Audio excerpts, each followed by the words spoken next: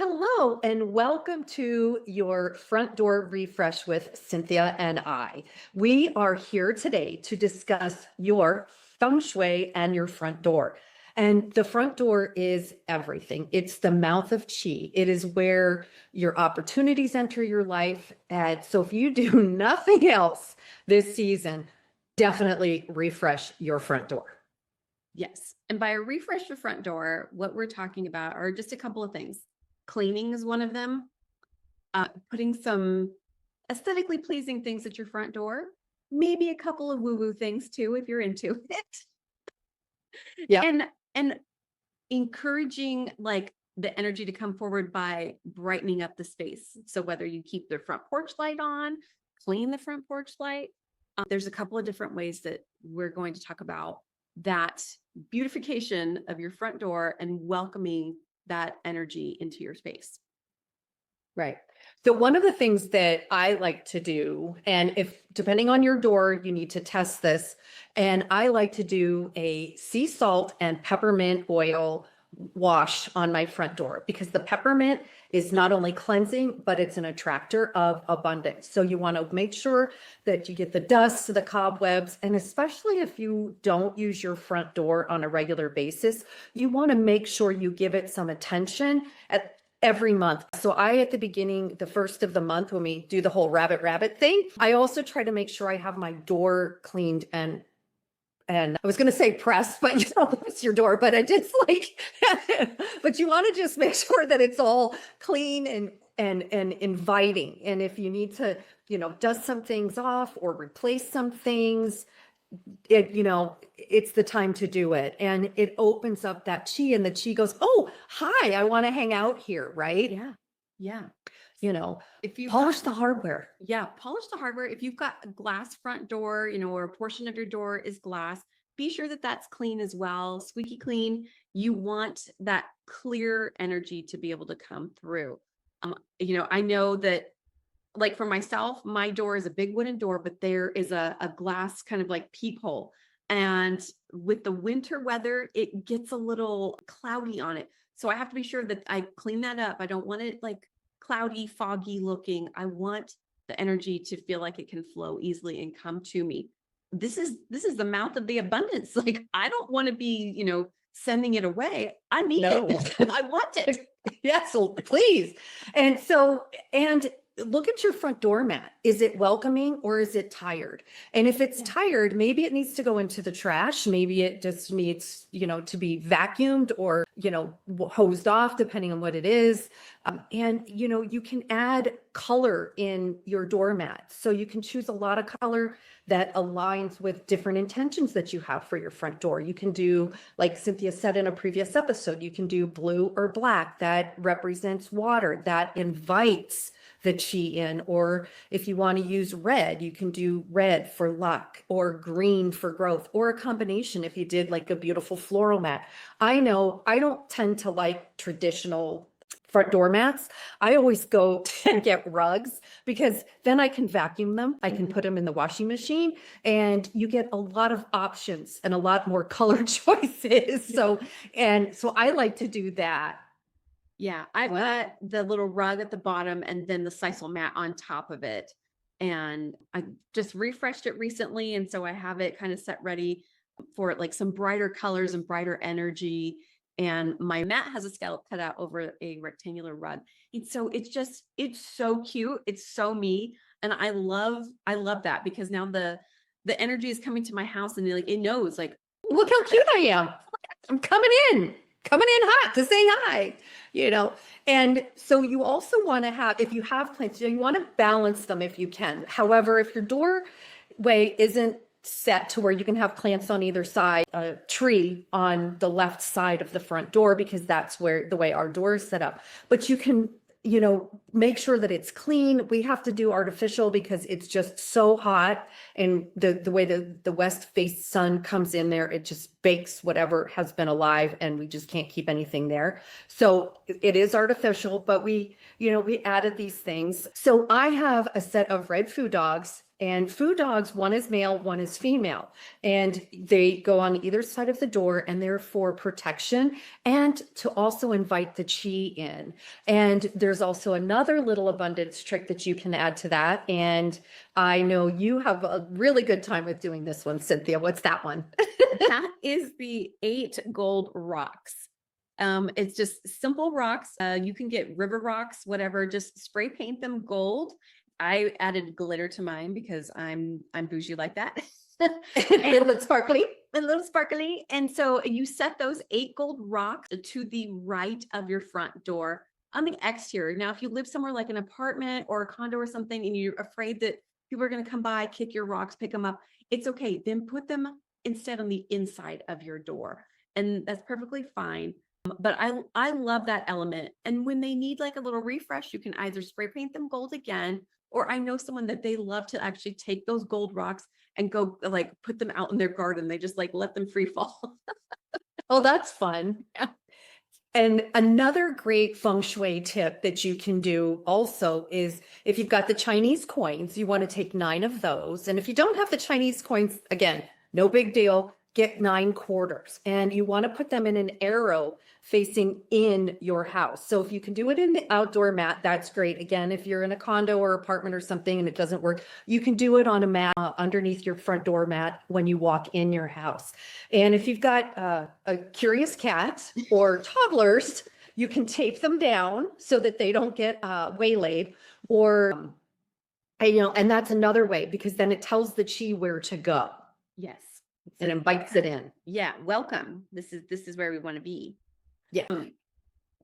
One of the things that we had touched on previously was about like the clutter around your front door. And I'm talking like not only on the outside, because we just talked about like cleaning up the exterior front door and coming. This is also like once you come into your entryway. Now this can be your front door that you walk into. This could also be the entryway that you come in from the garage, or maybe you use the back door or side door of your home. These areas need to be clear and free of clutter, whether that's shoes or backpacks or just the mail that you're dumping off, from the mailbox. Be sure that you pick it up, go through it, whether it needs to be tossed out, put it away if it needs to be put away. Put together some sort of like organization that works for you and for your family so that you can keep things neat and tidy. If you're walking in and you're tripping over things, imagine that that's the energy and the abundance coming into your home. It's now coming in and it's tripping over stinky shoes and dirty backpacks and all of these things. That's not right. Inviting. That's, so put yourself in that scene. I'm sure that you have entered your home and you're just like, oh my God, this has to be picked up. But with 10,000 other things on your mind, it's not a priority. We're just letting you know that in this time frame, make this a priority and you will see a lot of benefits from it. So it is definitely worth the time that you will invest in it, and even the couple bucks that you will invest if you need to go get baskets or pegs to hang stuff up, whatever that takes. You will definitely see the reward from it. And I think also like that feeling of like lighter and freer because you're not entering and just feeling like, oh my God, this is one more thing. Oh, for sure. And I know a lot of us don't necessarily use our front doors on a consistent basis. I think you guys come in your side door in the back, and then I know we come in through the garage. So one of the things that I have done to make it a little more warm and inviting is I have a beautiful wreath hanging on the garage door. And one of the things that's great about that is that it's such a nice little touch that says, welcome home, because I don't always get to see the beautiful wreath on the front door unless, if I don't look at it when I'm specifically driving by the house. And so it's so nice to just go, oh, look, This is inviting, and like you said, you want to make sure that the door opens fully, that there's nothing behind it that's going to, slow down, the walking through the process and all of that kind of stuff. You want to make sure that it can flow in and it wants to hang out. Because you don't want your chi to come in and go out. You want it to just you want it to hang around and stay a while. Yeah. So that brings me to a point that I want to share. People might feel like, well, so like in my home, my front door and my back glass door line up. They make a beeline straight ahead. So this can sometimes cause the energy to come straight in and straight out. So what you can do is you can do things to slow it down. So when you come in my home, I have a nice big washable, one of those ruggables right there at the front door. And that kind of pauses the energy as it comes into the home. Then along the way, I have some bar stools. And what I do is I kind of just scoot them just a little further out so they're not tucked right up against the bar, so that the energy then comes through and just has to kind of do a little before it makes its way to the back door. So and a lot of homes are set up like this. My home, I know, is not the only one. My previous home had the same setup, even though it was like 40 feet apart. It was still like that. So I still had to put things into play to cause the energy to take its time and not just be a huge whoosh from one end to the other. Denise, would you have anything to add to that, of like how to help people retain that energy and that chi in that space? Yeah. So one of the other things you can do too, a lot of times, is actually having things that are round. So then it can slowly go around things. Sometimes when you have too many sharp angles, it can kind of crash into stuff.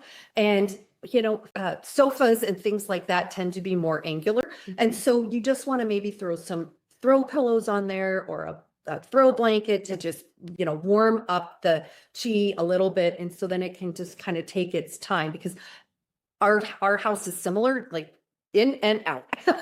Yep. So you just want to slow it down so it has things to do. So where the way ours is set up, the kitchen table is there, so that kind of slows it down a little bit. And then we've got curtains so that it doesn't go straight out. So there's a lot of different things that you can do. Sometimes you can do mirrors, but you do need to be careful with where you place your mirrors, because they can be portals, and they can be reflecting energy that you don't necessarily want to collect more of, if you will. And so, for example, you don't want to have a mirror over your stove, because that reflects more fire energy, and that could be too intense for certain things. So you kind of want to, avoid those kinds of things. So just want to pay attention to where you place certain items, so that you can just keep that chi in there. And the best thing that you can always go with is your gut instinct. And if you walk in and you've tried a new tip or trick and you're like, this doesn't feel right, trust that.